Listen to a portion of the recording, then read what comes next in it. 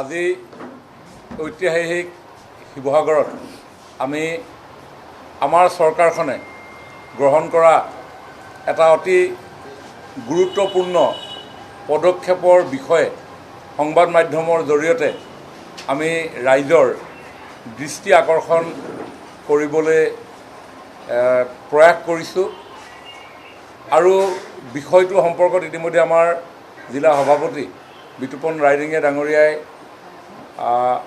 উপস্থাপন কৰিছে যে কোনটো বিষয় আমি আপোনালোকৰ ওচৰত আমি উপস্থাপন কৰিম।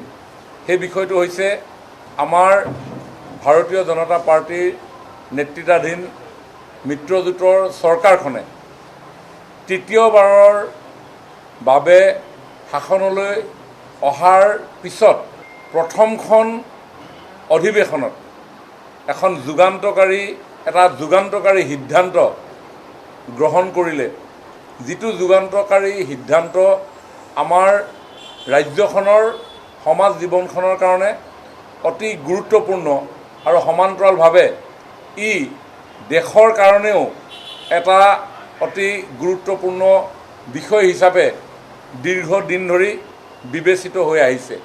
আপোনালোক সকলোৱে জানে যে বিগত বিধানসভাৰ যি কাৰ্যকাল, সেই কাৰ্যকালতে মাননীয় মুখ্যমন্ত্ৰী ডাঙৰীয়াই পবিত্ৰ বিধানসভাৰ মজিয়াত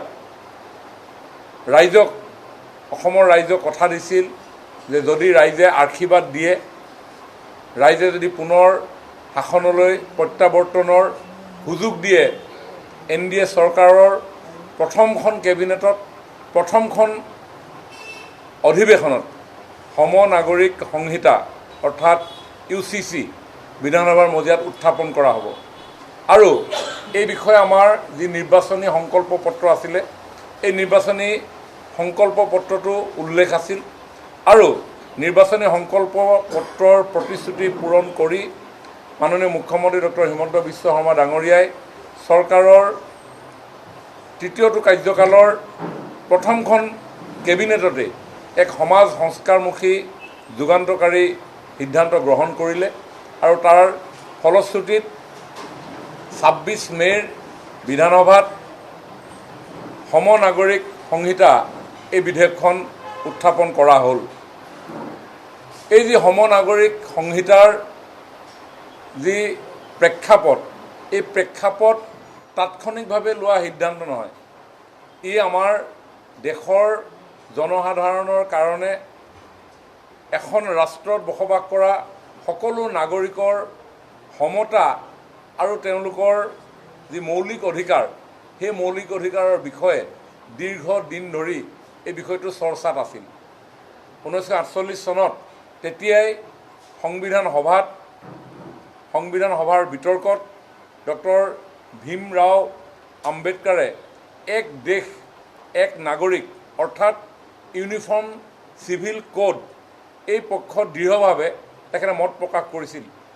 তেওঁ উল্লেখ কৰিছিলে যে ভাৰতবৰ্ষত বিভিন্ন ধৰণৰ যিসমূহ আইন আছে, ফৌজদাৰী আইনেই হওক, সম্পত্তি হস্তান্তৰকৰণ আইনেই হওক, অথবা চুক্তি অথবা বাণিজ্যিক বিষয়সমূহৰ ক্ষেত্ৰত এক অভিন্ন আইন আৰু একে আইন আমাৰ দেশখনত বিদ্যমান। কিন্তু বিবাহ বিচ্ছেদ, উত্তৰাধিকাৰ, ভৰত ফুকন ইত্যাদি যিসমূহ ব্যক্তিগত বিষয় আছিলে, এই বিষয়সমূহৰ যি আইন আছিল, এই আইনসমূহ বিভিন্ন ধৰ্মভিত্তিক ব্যক্তিগত আইন অৰ্থাৎ পাৰ্চনেল ল' থকাটো এটা ব্যতিক্ৰম আছিল। তেখেতে সংবিধান সভাত এই বিষয়ে উল্লেখ কৰিছিল। ডক্টৰ আম্বেদকাৰজীয়ে তেখেতে সেই সংবিধান সভাত মত প্ৰকাশ কৰিছিল যে ইউনিফৰ্ম চিভিল কোড প্ৰৱৰ্তন কৰাৰ প্ৰয়োজনীয়তা আছে, কাৰণ বহু পাৰম্পৰিক যিবিলাক ব্যক্তিগত আইনৰ যিবিলাক বৈষম্য আছে, এই বৈষম্যবিলাকৰ জৰিয়তে জনসাধাৰণৰ মনৰ মাজত এটা নেতিবাচক ধাৰণা গঢ় লৈ উঠে।